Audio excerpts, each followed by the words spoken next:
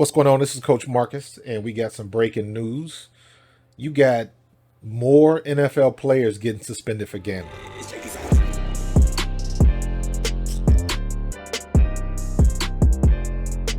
This just came a couple minutes ago. Let me see. It's almost 20 after 1 right now. So this is about an hour ago. Isaiah Rodgers, Rashod Berry of the Colts, and Demetrius Taylor are being suspended indefinitely through at least the 2023 season for betting on NFL games last season. In addition, Tennessee Titans offensive tackle Nicholas Petit-Frere is being suspended 6 games for betting on other sports at the workplace. Now, I believe Petit-Frere, put out a tweet that basically said that he did not bet on NFL games or NFL action.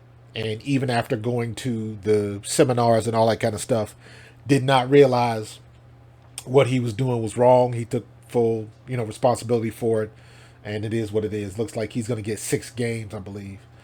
But this whole situation with the gambling thing is weird, because to me it seems like do what I say, not what I do. This is the second time in a couple of months you had major stories about gambling. I know they suspended like 3 or 4 guys from Detroit not too long ago for the same thing. Friends of Rodgers in Florida. Oh, this is the one guy that made bets. We're in the $25 and $50 range. Legal sports betting is not available in Florida. So largest wager was on an account. $1,000 prop bet on the over and under on rushing yards by a Colts running back.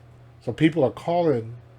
Here's a statement by the betting I engaged in was not NFL related and was legal under Tennessee law. It is only being sanctioned because it occurred at the Titans facility. So let's be real. He probably had some bet on his phone and clicked the button while he was on the property.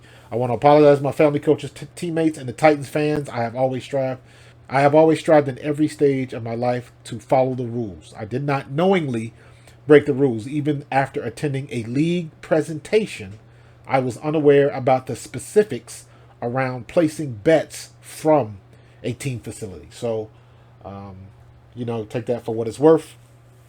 But at the end of the day, they still going to bring the hammer down. The NFL kind of looks hypocritical in this. And this is an article from March 28th. They're going to keep the sports books open during the games. And I believe you've got 17 locations, NFL stadiums, that have sports betting a facility at the stadium. So basically you can place a bet at the stadium while the games are going on. I don't know. It seems weird to me. If they're trying to block it that bad, they're not going to turn down that money, because obviously if there's money involved, the NFL is going to get their piece. So what they're doing is they can make up to a certain amount from the bets that goes to that particular organization. Anything above that, I want to say it's like 20 million, but I don't know if it's at 20 million. Is it per week, per month, per year? How does that work?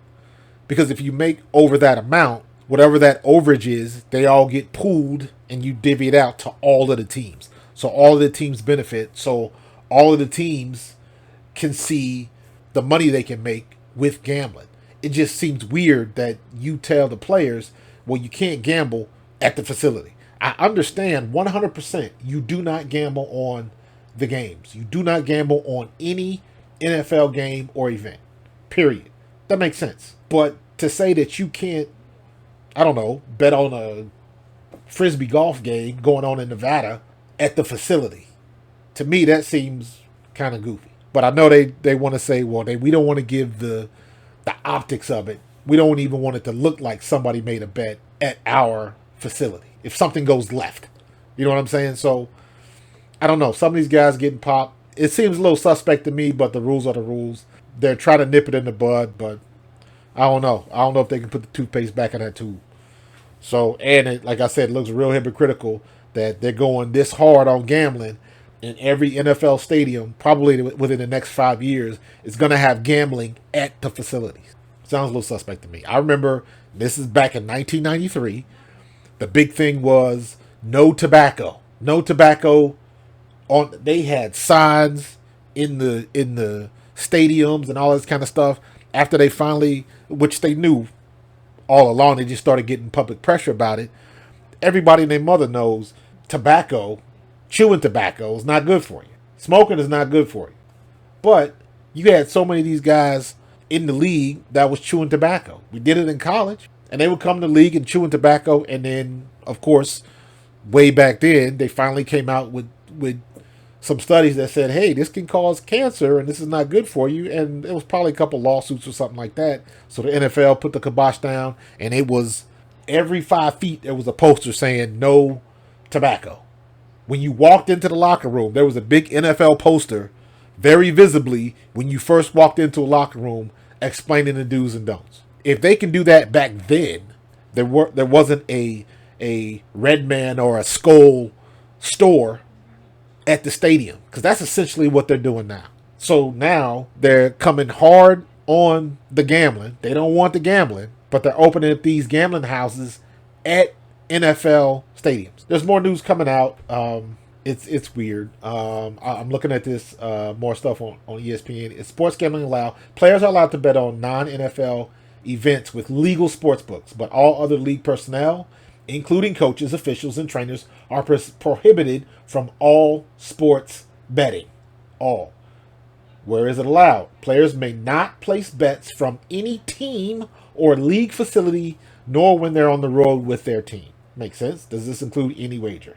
Yes. Does this include, and this is where people can get in trouble, does this include Super Bowl squares, NCAA tournament, brackets, or fantasy sports? Stuff that you do when you at home, your friends that you used to work with, fill out the Super Bowl pool, all of that kind of stuff.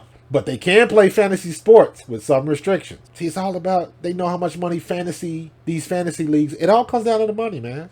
The 2022 NFL gambling policy states these prohibitions are intended to avoid any appearance of impropriety which may result from participation in fantasy football games by an individual perceived to have an unfair advantage due to the preferential access to the information. So basically they're saying, like, no, we don't want you playing in fantasy leagues because you already know if the running back's hurting, he's probably not going to play a lot. He's not going to reach his fantasy points or however that works. So at the end of the day, it's still all about the optics. They don't even want it to look bad. But you still have the stuff at the facility. So are athletes required to sign a statement acknowledging gambling rules? Yes.